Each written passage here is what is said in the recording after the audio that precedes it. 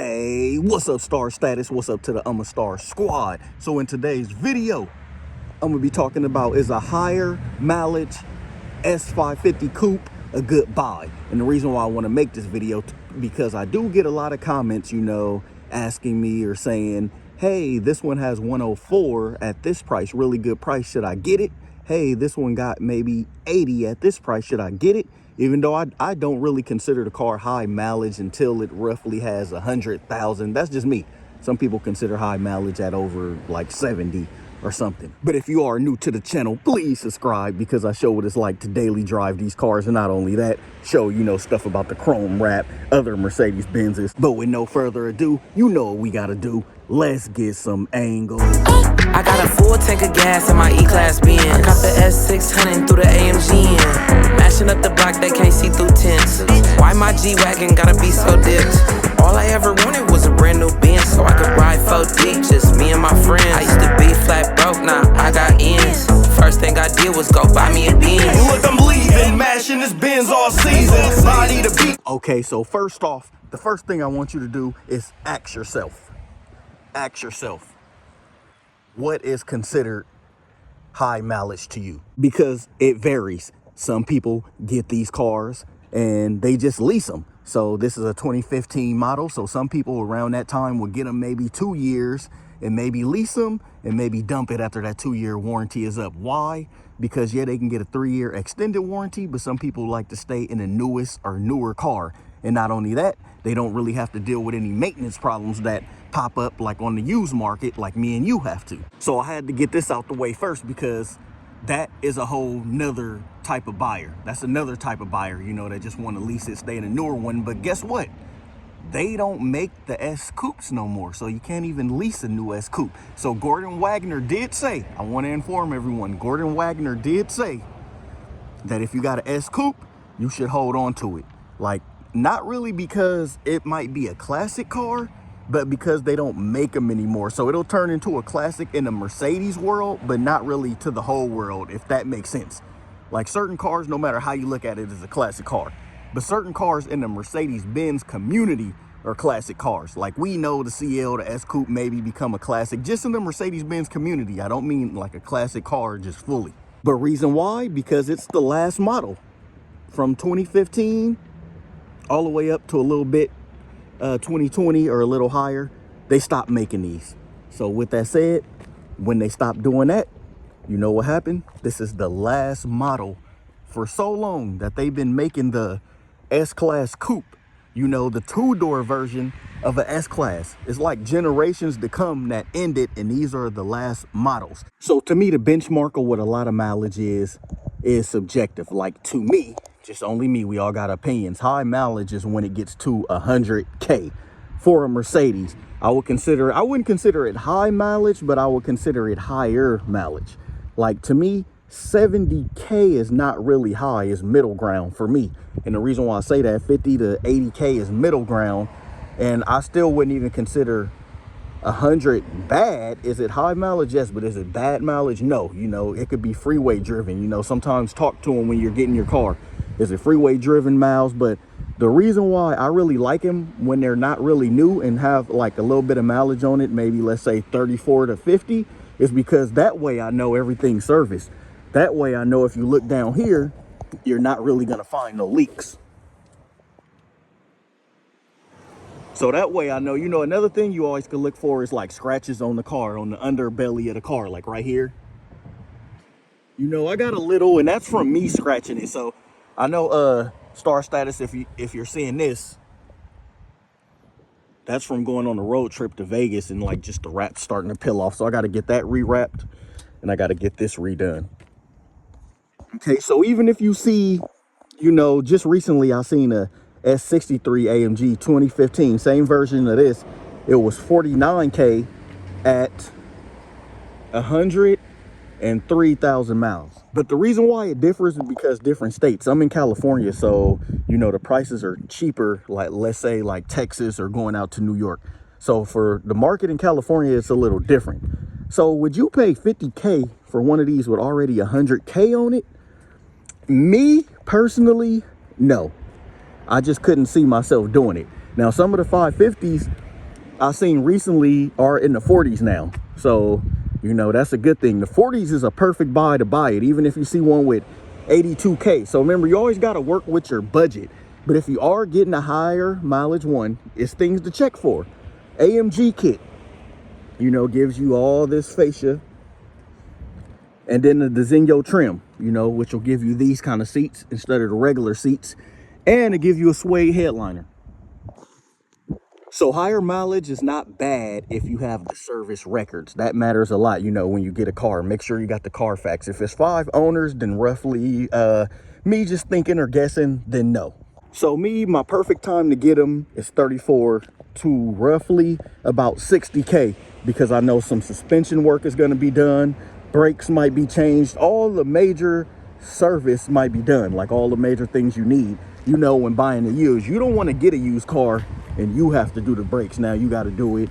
You want to try to get, you know, certified used, you know, certified, you know, everything. That means, you know, they did, you know, sometimes I know you see the ones where it say 162 point inspection. You roughly want to do that. But if you can have your mechanic always go out there with you, if you can have your mechanic go out there with you, then the mileage, if you don't mind higher mileage or high mileage, then it shouldn't be a problem at all, because your mechanic will verify what's wrong with the car.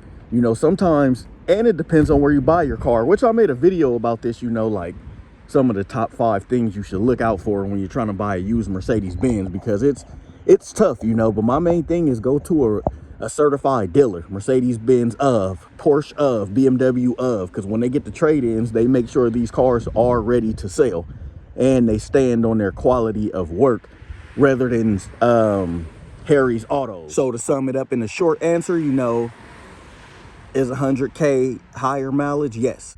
But should you still get one if the time and, you know, and the money and the mileage, you know, say so? If that's what's in your budget, I'm going to go ahead and say yes.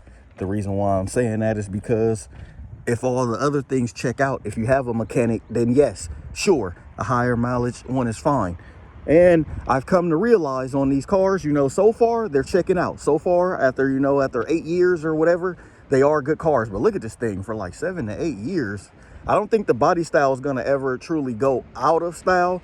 And the reason why I say that is because there's no new model. There's nothing to bank on. Okay, this was the change. This is just going to be the look. This is the last look you're going to see of that model. So they just still look very good to me. And so far, yes, they are checking out, you know, the mileage. I'm starting to see some with higher mileage, and there's not really been no problems. Now, the only thing there is a problem on, you may want to go watch my other video where I put Mercedes-Benz rent, because on that one, there is a known problem to these cars where the cam sensors fail and the leak goes towards the ECU and the oil drips on the ground. And once you see that, that could be a 14K job. So you'll need a new engine harness. You'll need a new engine harness, and you'll need other parts. But other than that, they have shown so far to be a pretty reliable car. And then another thing you want to check as well, it is a Mercedes after all. You know, does the soft close still work? And then the window should latch as well. So you close it, and the window should latch. And that's one, you know, one key feature you should have, and it should be working just fine. I'm here to tell you, some people do get intimidated. They do get intimidated when you go to their shop and ask them, hey, when's the last time have the windows ever failed? Did you change suspension? They'll just hand you the Carfax. Sometimes they don't like talking about where the car been or what you're doing to the car. So it is scary. It can get really scary when getting one of these, because you just don't know what you get. So my bread and butter, I would say, you know, get one roughly between 35K and 70K. That'll be like my perfect thing. If someone was telling me, you know, if you can get lower. But this is more about, you know, should you buy a higher mileage one? But yeah, yes, essentially, rule of thumb, the lower the miles, the better the car, or the better the shape of the car would be. But that's not always the case. I know some AMGs where the suspension have went out already. The suspension went out with roughly 40K. You know, one of my boys, his S550, he had something happen to his suspension roughly at 40K. So you gotta be wary. These cars are variable when you're driving it. Oh, nothing feels like, you know, it's a trade-off. Nothing feels like that buttery feel that the steering wheel gives you. Like nothing. Like you don't get that feel. You don't get that feel just going to get a new Camry. You don't get that feel just going to get a new whatever. You only really get that feel driving the S-Class. You know, the other classes don't really get, it's a certain like smoothness and butterness of the wheel and light, you know, circumference of turning the wheel that this car gives you, that it actually feels amazing. And it almost feels weird because, like, how can such a car feel and drive like that? So remember, it can be a good buy and it can be a bad buy, because if you get one, let's say, you know, that's already 100K on it, but you spend roughly, you know, 39 because you didn't want to pay the extra 10 grand. So what's going to happen is if you end up with a bad car, you know, now you're not going to like the S Coupe. You're going to say, well, mine's did this, mine's did that, and you're not going to be a fan. But so far, mine's have been good. I was banking that this was going to be a good car though anyway, because they say so far that the M278 engines are really bulletproof, so that's a good thing. So I hope that eases your mind on trying to get one of these and your purchase as well.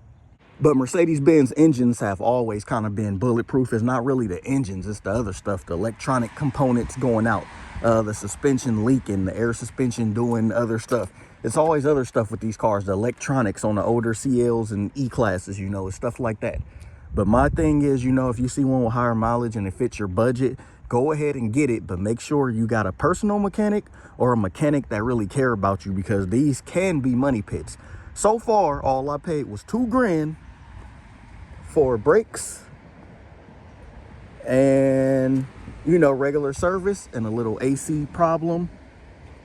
And I needed new cam seals, and we cleaned out the ECU, and that's all we did.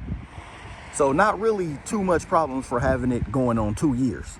And so I got mines, if y'all remember, I had 59K mileage on it. It was 59K and the car was 54K, but it came out to 70K because, you know, there are a lot of fees. You want a warranty. So sometimes, yes, you see them cheaper. You see the car is listed at 44, but it's probably really going to come up to about 58. Why? Registration and tax fees. I'm pretty sure you're going to need a warranty on this thing, or you should look into getting the warranty when you get one. So it's all these variables that make it kind of a higher price than what it is. So if you are a person that just don't care and just want this car, then it shouldn't matter. You know, the high mileage, it would be worth it. Maybe get it, drive it for 2 years, try to sell it, or try to do something else with the car, turn it into a project car, keep it. But so far, they're checking out as good cars. So even with higher mileage, it might be a good thing to get one. And they're no longer here with us because they're not making these anymore. So I would say go out and grab one. The lower the mileage, the better.